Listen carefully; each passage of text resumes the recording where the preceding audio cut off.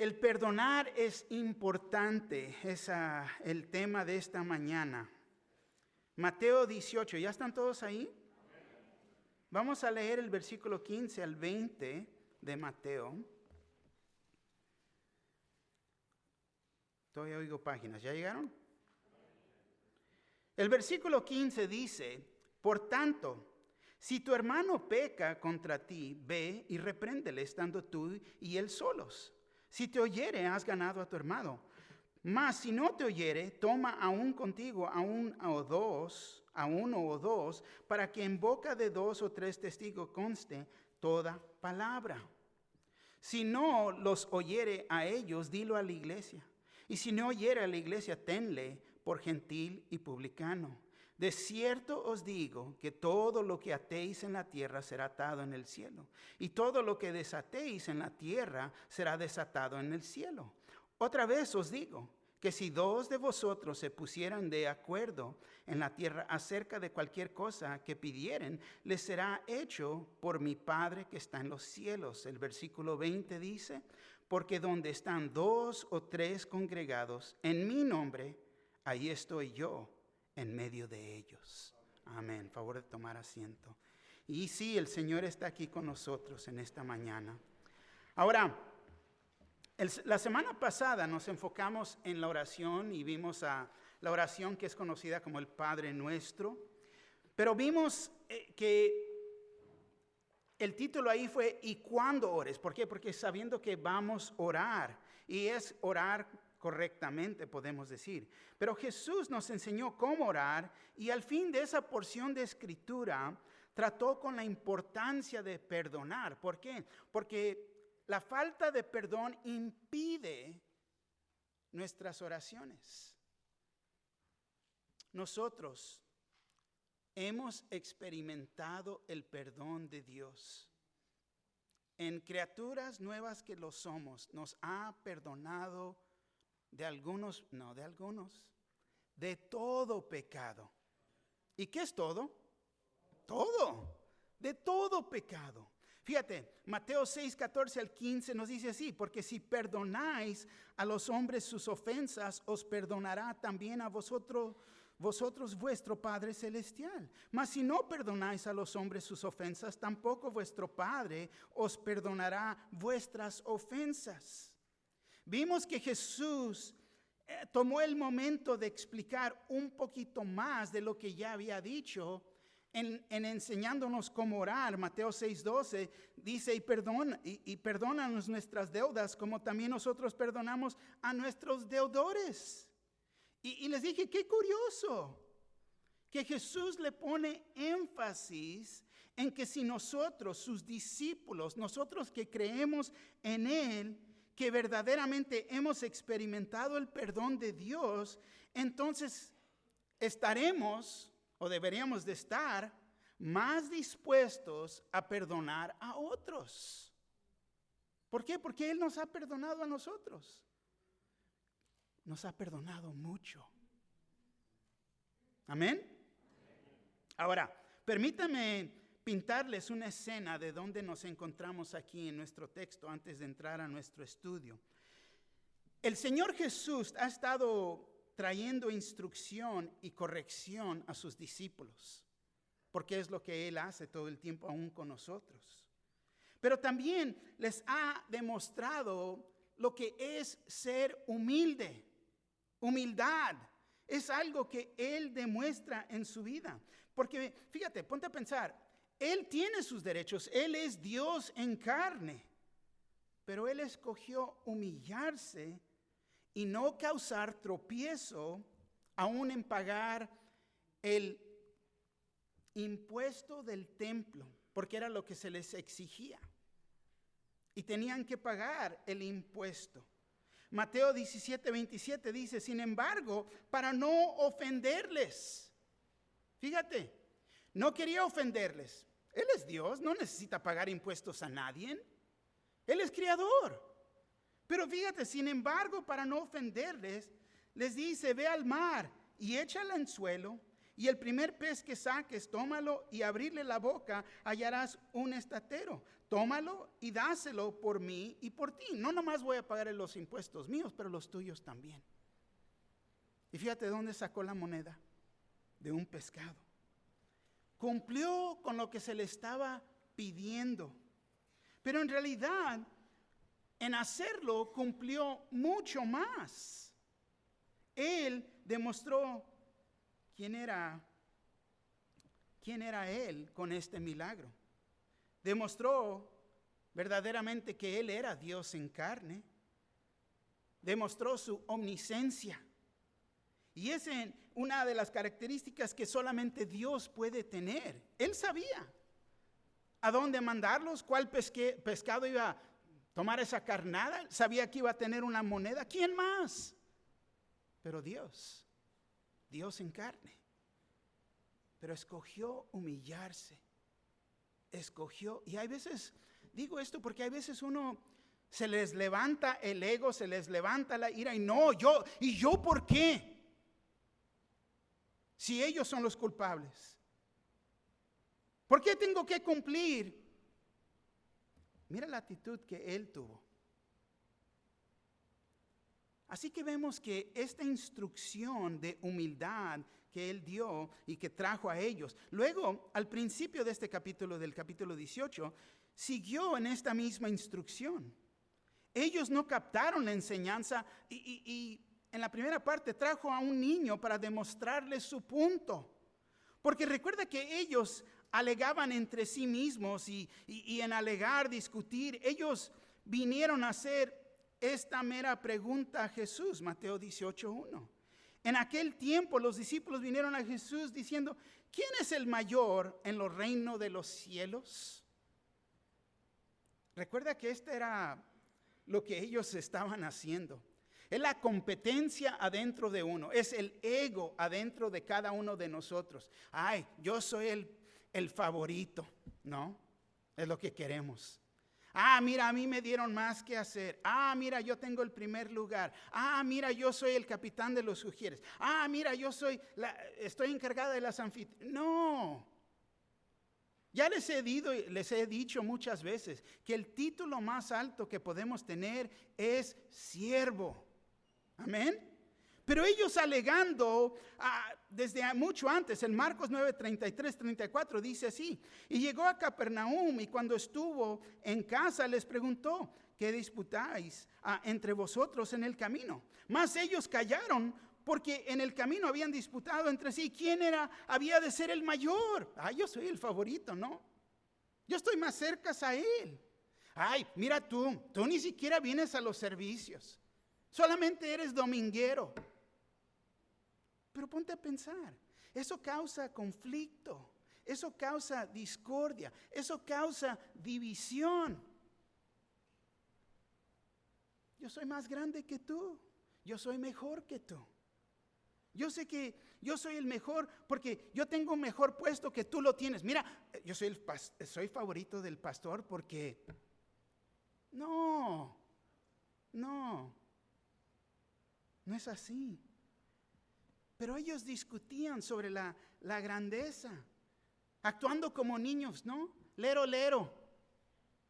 Es lo que están haciendo. Y es lo que pasa en la iglesia. Y es lo que Él nos quiere hacer saber para tener cuidado de estos peligros que existen. Así que Jesús va a corregir esta situación que ha pasado entre ellos. Se tiene que tratar. Porque si lo deja y no trata con ellos, se van a lastimar en sentimientos.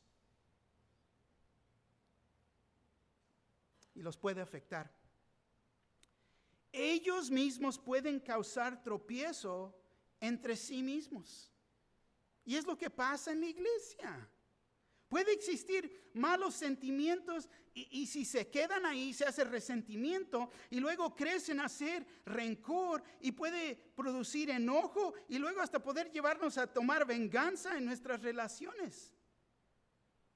Y esto no está bien entre hermanos y hermanas en Cristo Jesús. No está bien. Así que vemos que si no tratamos con las situaciones, puede traer discordia, puede traer división en el cuerpo, la iglesia. Y es lo que el Señor está tratando de evitar. Recuerda el amor y el gran valor que Él tiene, que tenemos como sus ovejas. Cada uno de nosotros somos importantes para Él. Él nos ama y nos ama igual. Es más, ¿Cristo murió en la cruz por algunos pecadores? No, por todo pecador. Mateo 18, 12 al 14 dice así: ¿qué os parece? Si un hombre tiene 100 ovejas y se descarría una de ellas, ¿no deja las 99 y va por los montes a buscar las que se habían descarriado? Y si acontece que la encuentra, de cierto os digo que se regocija más por aquella que por las 99 que no se descarriaron. Así, ¿no es la voluntad de vuestro Padre que está en los cielos que se pierda uno de estos pequeños? Fíjate, lo último que quiere es que uno de nosotros nos vayamos a descarriar porque nos hemos ofendido, porque alguien no me vio bien, porque alguien habló mal de mí. Y no es lo que debe de pasar. Él tiene gran amor y valor por cada uno de nosotros. Él no quiere que haya discordia, división, rencor, enojo y venganza entre nosotros. Para no permitir que entre división, uno se tiene que humillar. Tenemos que humillarnos. Y te voy a decir esto. Aquí viene la dificultad. En parte de humillar, no, pues sí, pastor, me puedo humillar, no hay problema. Pero ve, ir con tu hermano o con tu hermana y trata de ganártelos para el Señor. Porque Él nos ha dado un proceso de cómo debemos de corregir a los creyentes, a otro creyente. El Señor nos ha dado orden de cómo hacer estas cosas. ¿Por qué? Porque Dios es un Dios de orden, no de desorden. Amén. En decir que Dios es un Dios de orden, esto nos ayuda a entender por qué existen reglas y también hay orden en la iglesia. Son para mantener esa orden en nuestras vidas, tanto en los servicios. Es el Señor que nos quiere ayudar a resolver conflictos que pueden existir entre hermanos y hermanas en la iglesia. Tanto como lo hizo en Corintio y aquí en nuestro texto con los discípulos. Siempre quiero que mantengan esto en mente. Recuerden que el intento de corregir siempre es para restaurar al creyente. Así que vamos a ver nuestro estudio en estos dos puntos en esta mañana. El proceso de restauración, versículo 15 al 17. Y luego la autoridad dada a los discípulos, versículo 18 al 20. Comenzando con el primer punto, el proceso de restauración. Fíjate lo que dice el versículo 15. Por tanto, si tu hermano peca contra ti, ve y repréndele estando tú y él solos. Si te oyere, has ganado a tu hermano. Por tanto, esta enseñanza está ligada con todo lo que acabo de cubrir anteriormente. Y podemos decir, es un puente, una continuación.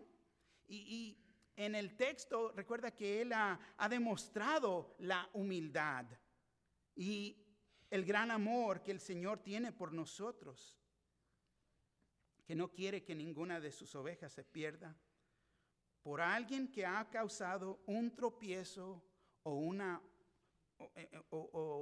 en ser ofendido, podemos decir. Una vez más, recuerda que los discípulos habían estado discutiendo entre sí quién era el mayor. Y yo creo que había una ofensa entre ellos. Ay, pero ¿por qué Pedro? Ay, ¿y por qué Juan? Ay, eso existe. Aún existe aquí entre nosotros. Si tu hermano peca contra ti, ve y repréndele estando tú y él solos. Fíjate, vemos que el que fue ofendido tiene que ir con el hermano o la hermana que ha pecado en contra de uno. Repréndelo tú y él solos. Pero ¿qué es lo que las personas hacen? Ponte a pensar. Porque mayoría del tiempo no es esto. Ellos van y le cuentan a fulanito de tal, le dicen de la hermana, del hermano, es más, es que tengo que pedir oración. Juntan un grupo y les cuentan a ellos para que se puedan poder orar por... Están chismeando. Es lo que están haciendo. Quieren contar su lado de lo que ha tomado lugar, pero quiero que entiendan, eso está mal porque no es lo que la Escritura nos enseña. Si necesitas orar, es entre ti y Dios. Ya vimos oración. Es lo que debe de pasar. No de ir y wiri, ¿no? Deja contarte lo que pasó. No, mejor no. Mejor no. Porque fíjate, lo último que quieren hacer es llevárselo a la persona que les ha ofendido. No, pero es que, mejor ven conmigo. Pero ¿qué es lo que la Escritura nos dice? ¿Por qué no le llevas el problema al pastor? Lo primero que te voy a decir, ¿ya fuiste con ellos? No, pero no hay peros. Ve con ellos. Ve con ellos. Porque esto es lo que las Escrituras nos enseñan. Tienes que ir y hablar con tu hermano o tu hermana en privado. Es lo que debe de pasar. Pero no es lo que muchos hacen o quieren hacer. Tratan con el problema en hablando con otros y contando y recontando la historia. Escucha lo que dicen las Escrituras acerca de esto. En Levítico, en el Antiguo Testamento, capítulo 19, versículo 16 al 18, dice así: no andarás chismeando entre tu pueblo, no atentarás contra la vida de tu prójimo, yo Jehová. No aborrecerás a tu hermano en tu corazón, razonarás con tu prójimo para que no participes de su pecado. No te vengarás ni guardarás rencor a los hijos de tu pueblo, sino amarás a tu prójimo como a ti mismo, yo Jehová. Fíjate. Entonces, ha sido desde el Antiguo Testamento que se ha dado esta instrucción. No andes chismeando entre tu pueblo. En nuestro caso, aquí en la iglesia. Hay que ser maduros y ir con esa persona y razonar con ellos. Hablar con ellos. Esto puede traer mucha claridad y también el perdón. Pero es cuando uno no va que causa desorden donde hay orden. ¿Por qué publicar lo que ha pasado? Ponte a pensar por un momento y pregúntate, ¿en hablar de ello va a resolver el problema? Para nada. Lo va a hacer peor. Y luego, a con quien fuiste a chismear, ¿cómo van a ver a esa persona? Ellos también, levantando la nariz, ¿no? Andar hablando de ellos. Estás dando mal testimonio, no solo de su vida, pero la vida de tu hermano y tu hermana, y al fin mal testimonio de nuestro Señor. Y hay veces, te voy a decir la verdad, ni siquiera saben lo que han hecho. Hay veces no fue en esa manera. Es la razón de juntarte. Ok. Al fin de todo, lo único que estás demostrando en realidad en este caso es tu inmadurez. Porque en realidad estás actuando en la carne y no en el espíritu. Pero ¿qué es lo que debemos de hacer cuando las personas andan chismeando? ¿Qué es lo que debemos de hacer? Y te voy a decir, es fácil. no escuchar lo que están diciendo. No, yo no quiero hablar de eso. No, mira, mejor ve con ellos. Es más, repréndelos y decirles, ve con tu hermano y tu hermana, ve, cuéntale a ellos que estás ofendido o ofendida. No vengas conmigo. No vengas conmigo. Y es para que vayan solos. No, pero es que no, ve. Es en privado, hablar entre ellos. Te voy a decir, para mí es fácil. Para mí es fácil. Cuando alguien viene con ese chisme, ¿ya hablaste con ellos? No.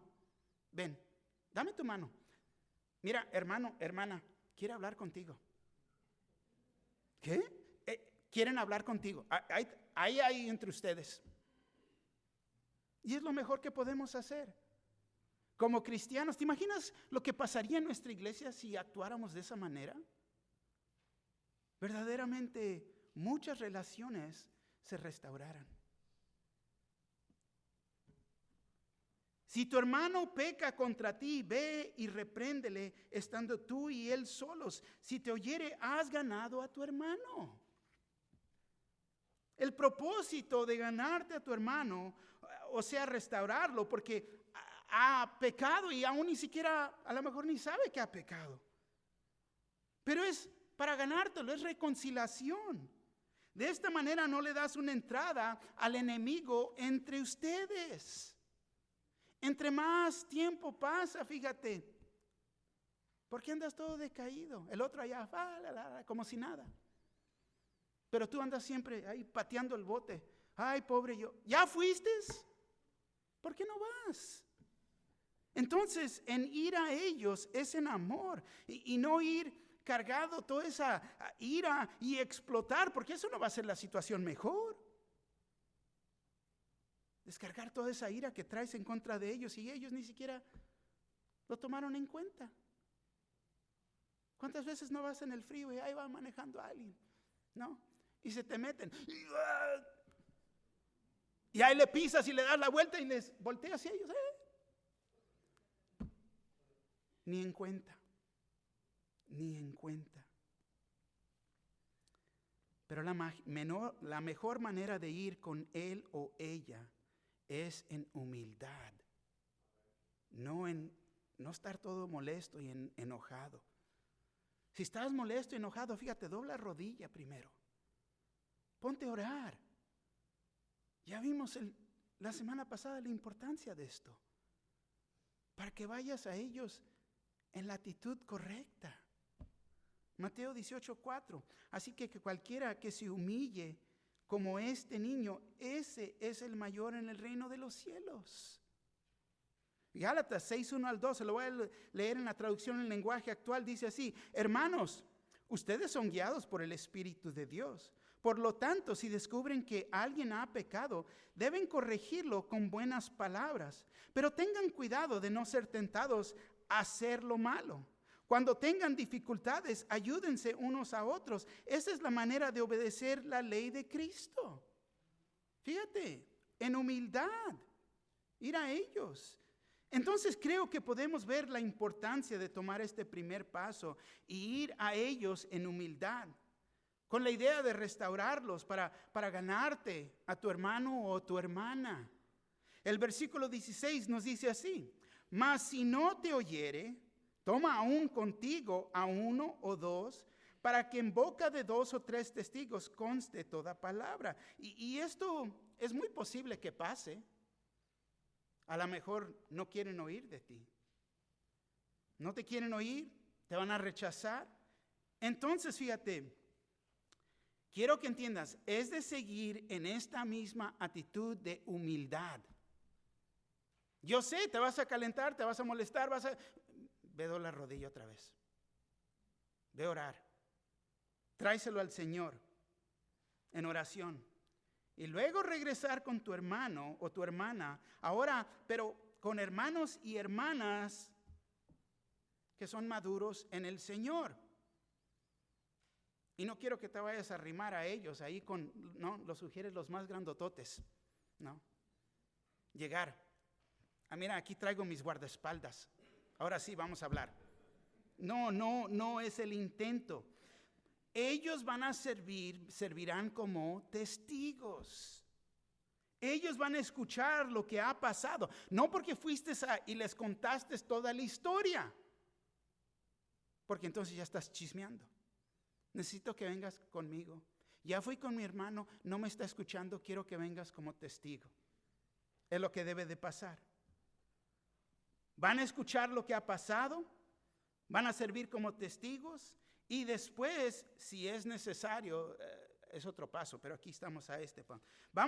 Vemos que son más personas que ahora se han enterado en esta situación. Podemos decir que debe de ser semi-privado. Las personas que lleves tienen que ser maduros en el Señor para que ellos no vayan también a caer en esta misma tentación y comenzar a hablar mal de alguien más o andar chismeando, mal representando la situación o el Señor. Ellos van para que puedan dar cuentas de lo que se ha hecho, de lo que se ha escuchado, lo necesario para ganarte a tu hermano o tu hermana. Que has tomado los pasos necesarios y correctos. Es necesario hacer las cosas bien y en orden. No salirnos del proceso que el Señor nos ha dado. No es tiempo de ir a hablar con el pastor o los líderes de la iglesia. Si lo haces a este punto, ahora tú estás en pecado. Porque una vez más, esto es chisme. Las leyes sobre el testimonio fueron establecidas en el Antiguo Testamento. Deuteronomio 19:15 dice así: no se tomará en cuenta a un solo testigo contra ninguno en cualquier delito ni en cualquier pecado, en relación con cualquier ofensa cometida. Solo por el testimonio de 2 o 3 testigos se mantendrá la acusación. Fíjate, en traer más hermanos o hermanas a la situación, debería de haber más amor ahí para ganarse a su hermano o hermana. Es también para que reconozcan la seriedad de lo que le están trayendo a su atención. Es lo que debe de pasar. Versículo 17. Si no los oyere a ellos, dilo a la iglesia, y si no oyere a la iglesia, tenle por gentil y publicano. Vemos que algunos conflictos no se van a resolver. Y es cuando uno a este punto ya se los trae a la iglesia. Es el último paso para tratar de restaurar a la persona. Vemos que nos dice, si no quiere hacerlo, si no le quiere hacer caso a la iglesia, tenlo por gentil, por publicano. Wow. Cuando uno no quiere recibir la corrección dada por uno y luego por 2 o más, es tiempo de traerlos a la iglesia. La atención del pastor, a la atención de los ancianos, de los diáconos, el liderazgo de la iglesia. Pero es de venir con testigos que también intentaron a restaurar a esas personas. Y hay personas que no se quieren arrepentir. Hay personas que se van a aferrar y no van a querer reconocer que están en pecado. Nunca quiero que eso pase. No es mi deseo. Yo sé que no es el deseo del Señor, porque ya nos enseñó humildad. Pero tenemos que tomar en cuenta la seriedad en que ha llegado este asunto. Como les dije, sería mi deseo que nunca llegara a este nivel. Pero cuando llega a este punto, que la persona no quiere reconocer su pecado, no se quiere arrepentir, que pidiera perdón y ser restaurado, no es lo que quieren hacer. No todo el tiempo haber arrepentimiento. Y cuando esto pasa, las instrucciones que se nos da como una iglesia, si no oyera a la iglesia, tenle por gentil y publicano. Fíjate, es a este punto que ellos rehúsan conocer el error de su camino, no reconocen su pecado, a pesar de que no nomás una persona, pero ahora testigos han venido, tratarlos de restaurar, han aquí envuelto ahora a la iglesia, también se les ha dicho, pero ellos están rechazando la autoridad dada a la iglesia, el liderazgo de la iglesia, dada a los ancianos y a los pastores. Entonces no queda otro curso, pero tenerlos como gentiles y publicanos. ¿Qué significa esto? ¿Qué quiere decir? Nos quiere decir que ya no son parte de la iglesia. Dice excluirlos. Y eso es muy difícil. Tito 3, 10 al 11 dice así: al hombre que causa divisiones después de una y otra amonestación, deséchalo. Deséchalo, sabiendo que el tal se ha pervertido y peca y está condenado por su propio juicio. Traducción en lenguaje actual lo dice así: a los que siempre están peleando en la iglesia, llámales la atención una o dos veces. Si no te hacen caso, apártate de ellos. Puedes estar seguro de que esa gente ha dejado de creer en la verdadera enseñanza y sus propios pecados demuestran que son culpables. Porque continúan, siguen en su pecado. No hay arrepentimiento, no hay quebrantamiento por ese pecado. Vemos que el hermano o la hermana que rehúsa escucharte a ti, a los testigos y luego al liderazgo de la iglesia, es tiempo de apartarte de ellos, deséchalo. Fíjate, ellos han sido expulsados de la iglesia. Quiero que entiendan que esto es serio, es muy serio. Hoy día parece que muchas personas quieren minimizar lo que la palabra de Dios enseña, lo que Dios está diciendo. Si recuerdas que Pablo, al hermano que había cometido con su madrastra, un pecado con su madrastra, viviendo con ella, y no se arrepentía, lo tuvieron que juzgar. Y uno dice, ¿en qué autoridad están haciendo esto? Ese es el segundo punto de nuestro estudio. Pero vamos a regresar en un momento en la expulsión, excomulgación de un creyente de la iglesia porque rehúsa arrepentirse de su pecado. Gálatas 6, 1 al 2, Biblia en lenguaje sencillo, dice así: hermanos, ustedes son guiados por el Espíritu de Dios. Por lo tanto, si descubren que alguien ha pecado, deben corregirlo con buenas palabras, pero tengan cuidado de no ser tentados a hacer lo malo. Cuando tengan dificultades, ayúdense unos a otros. Esa es la manera de obedecer la ley de Cristo. Cuando nos enteramos que alguien ha caído en pecado, mira, a lo mejor no han ofendido contra mí, pero sabemos que están en pecado. Yo sé, muchos hacen así, mira. Yo no vi nada. Yo no sé. A veces el pecado está en nuestros propios hogares y nosotros nos estamos haciendo partícipes de ese pecado por no querer tratar. Y luego las personas vienen a la iglesia. Wow. Pero nos debemos de ayudar el uno al otro. Pero al mismo tiempo tenemos que estar, como les dije, quebrantados por el pecado.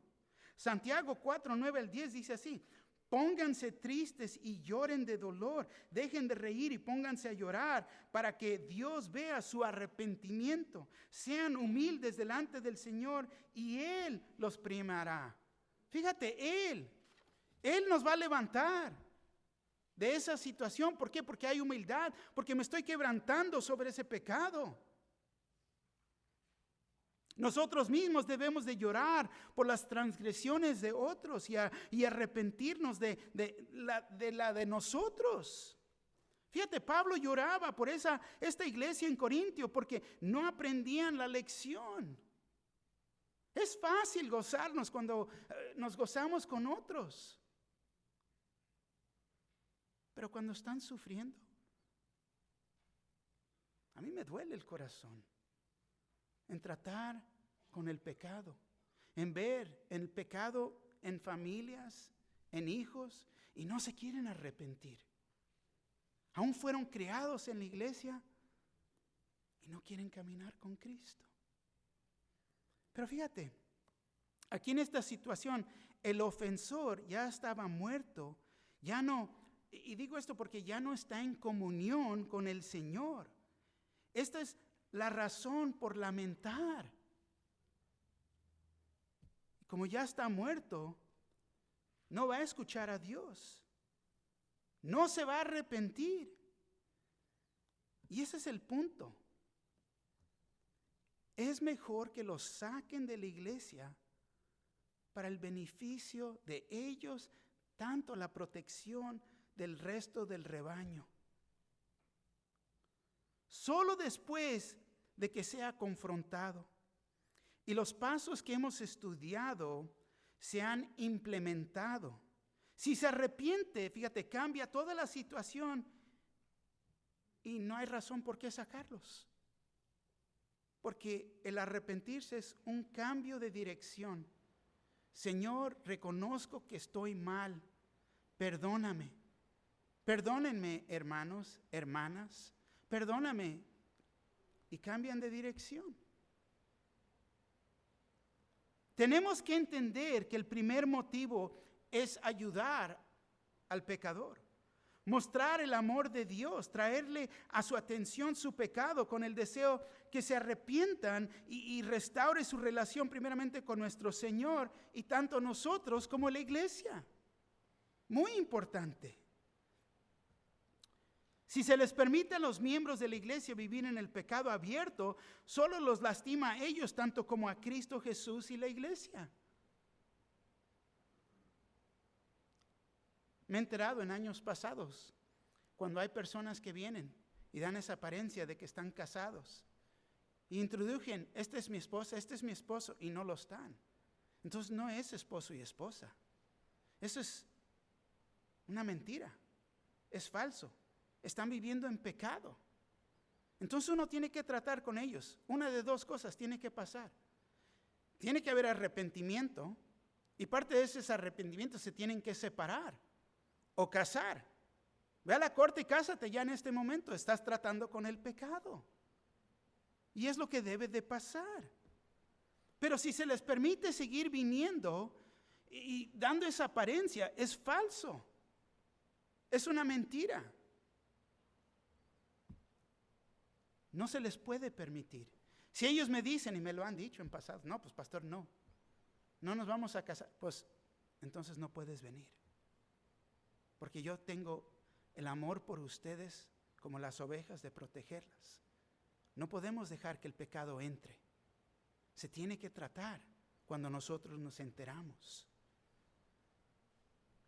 1 Corintios 5:3 dice así: ciertamente yo, como ausente en cuerpo, pero presente en espíritu, ya como presente he juzgado al que tal cosa ha hecho. Fíjate, Pablo escribe: no estoy ahí con ustedes, pero ya lo he juzgado porque ya me enteré de lo que está haciendo. Está mal. Mi corazón está con ustedes y de acuerdo con lo que se tiene que hacer. Ya como presente he juzgado, dice. Ya había llegado a la conclusión, ya se sabía. Él ya había escuchado la verdad de este hermano y de su madrastra. Sus palabras les ofrecían un guía de cómo proceder con él. Yo ya lo juzgué, traten con él. Ya como presente he juzgado al que tal cosa ha hecho. Luego, yo sé, hay personas, pero yo pensé que no debemos de juzgar. Sí, al revés. Debemos de juzgar al que está adentro de la iglesia, el que se declara ser cristiano. Pero el mundo, el mundano, Dios va a tratar con ellos. Mateo 7, Jesús nos enseña que no debemos de juzgar con los motivos podemos decir como los demás. Mateo 7, 1 al 5 dice así: no juzguéis para que no seáis juzgados, porque con el juicio con que juzgáis seréis juzgados, y con la medida con que medéis os será medido. ¿Y por qué miras la paja que está en el ojo de tu hermano y no echas de ver la viga que está en tu propio ojo?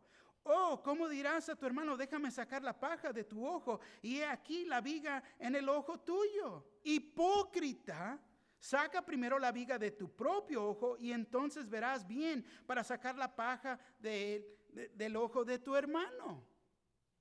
¿Cómo vas a arrimarte a alguien y corregirlo por algo pequeño que han hecho cuando tú traes el barrote en el ojo? No, humíllate. Hay que haber arrepentimiento para poder ayudar a tu hermano, tu hermana. El Señor no quiere que seamos hipócritas en nuestro juzgar. Dios desea que seamos sinceros en nuestros juzgamientos. Es juzgar lo correcto de lo incorrecto, la verdad de la mentira. Ahí es donde debemos de juzgar. 1 Corintios 5:4 dice: en el nombre de nuestro Señor Jesucristo, reunidos vosotros y mi espíritu con el poder de nuestro Señor Jesucristo. Fíjate, vemos que le dice a la iglesia que se tenía que reunirse para excomulgar al ofensor. Pero en reunirse, fíjate, era y es en el nombre de nuestro Señor Jesucristo. Esta es la base de todas nuestras reuniones. Nos reunimos por nuestro Señor Jesucristo y no en el nombre de religión. Es por Él y lo que Él ha hecho. Amén. Ahora, la autoridad que Pablo tenía no era porque él era Pablo.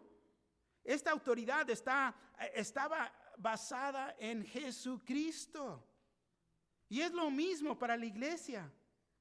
Ellos se reunían con el poder y la autoridad de nuestro Señor Jesucristo. Y es lo que vemos aquí. Una reunión oficial de la iglesia en que iban a tratar con el ofensor.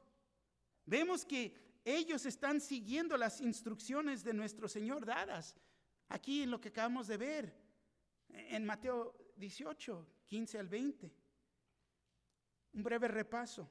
El primer paso, versículo 15, de ir a tu hermano que ha pecado contra ti, repréndelo en solas, con esperanza de ganártelo. Segundo paso, llévate contigo 1 o 2 hermanos para confirmar lo que se ha dicho.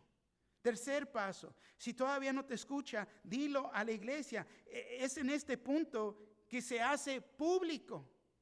Ya todos se han enterado. Cuarto paso, en el versículo 17, si no escucha a la iglesia, trátenlo como un pagano, un gentil, un corrupto, cobrador de impuestos. Bueno, ellos tenían que tratar con este pecador y lo que él estaba haciendo. Todo el público lo sabía. Todos sabían que estaba viviendo con su madrastra y haciendo ni aún lo que es nombrado entre los gentiles. Tenían que disciplinarlo. Los incrédulos, fíjate, sabían lo que este hombre había estado haciendo. Todos sabían. Y ellos no eran parte de la iglesia. El público sabía de este pecado. 1 Corintios 5:5 dice así: el tal sea entregado a Satanás para destrucción de la carne, a fin de que el espíritu sea salvo en el día del Señor Jesús. Palabras muy difíciles. Entregado a Satanás. No quiere decir que sería enviado al infierno, porque la iglesia no tiene ese poder. Pero quiere decir que sería separado de la comunión, del compañerismo que existe en la iglesia. Tenían que entregar al hombre, al mundo, que el mundo le pertenece a Satanás. Sáquenlo de ahí, desháganse de él, córtenlo, Ya no se junten. Fíjate, 1 Juan 5:19. Sabemos que somos de Dios y el mundo entero está bajo el maligno. Regrésalo al mundo. 1 Timoteo 1:19-20 dice así, traducción en lenguaje actual. Serás un soldado que confía en Dios y a quien no se le puede acusar de nada malo. Algunas personas como Himeo y Alejandro dejaron de confiar en Dios. Por eso no les permití seguir en la iglesia, para que Satanás haga con ellos lo que quiera y así aprendan a no insultar a Dios. Increíble el pensar que podemos ser entregados a Satanás y luego por la iglesia. Y personas que caen en pecado, no, pues entonces me voy a otra iglesia. Wow. Si recuerdan,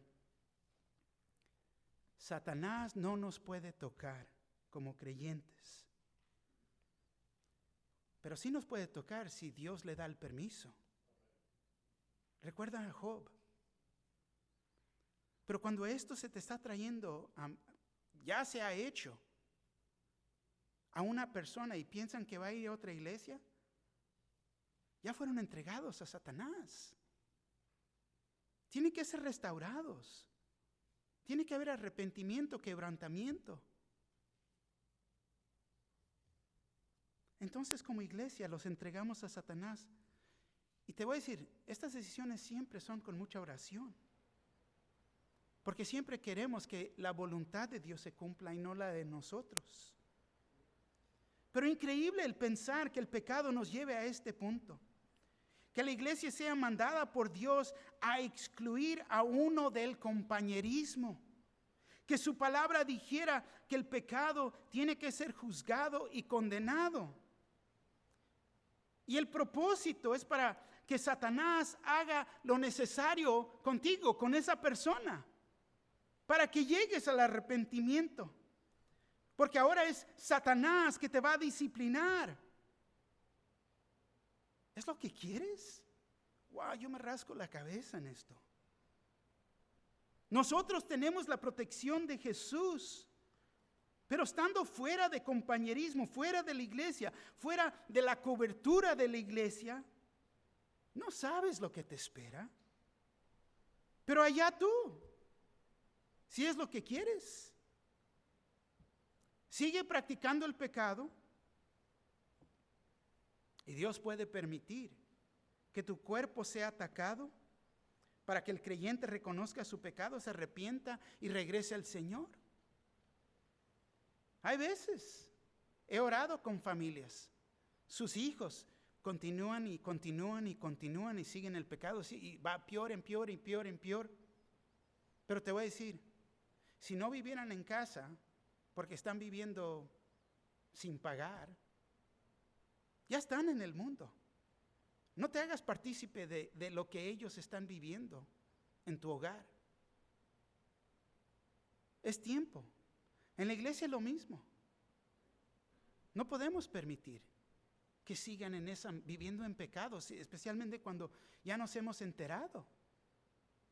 Tenemos que tratar con el pecado. 1 Corintios 5:11 dice así: más bien os escribí que no os juntéis con ninguno llamándose hermano, fuere fornicario o avaro o idólatra o maldiciente o borracho o ladrón, con el tal ni aun comáis. Fíjate, no te juntes con ellos. Es más, no comas, porque recuerda que el comer era algo íntimo entre ellos. No está hablando del incrédulo, está hablando de un hermano, o disque hermano. El que dice ser nuestro hermano o hermana, pero sus acciones nos dicen muy diferente. La palabra dice, no os juntéis. Literalmente nos está diciendo, no te vayas a mezclar con ellos. No te juntes, no te vayas a mezclar con el hermano o la hermana bajo la disciplina de la iglesia. El que ha sido entregado a Satanás, se le tiene que negar una relación íntima con el creyente. Como creyentes ni aún debíamos de comer con ellos. Para que les dé vergüenza y regresen a los caminos de Dios. Para que reconozcan la seriedad de su pecado. Pero fíjate, lastimosamente, hay los que toman el lugar de no apartarse de ellos. Se estás involucrando en sus pecados. En tomar el lado de ellos en vez de lo que la palabra de Dios nos dice. Dice, no os juntéis. Pero estos saben más que lo que la palabra de Dios dice. Saben más lo que la iglesia ha hecho. Que los líderes, los pastores ya se enteraron de toda la situación. No os juntéis, no, pero allá están. Allá están. No se apartan de ellos. Se mezclan con ellos. Y te voy a decir, tarde o temprano comienzan a hablar mal de la iglesia. Y ellos también, ahí están escuchando. Comienzan a hablar en contra de sus hermanos y sus hermanas. Comienzan a hablar en contra del pastor. Pero ahí están. Dice, con tal ni aún comáis.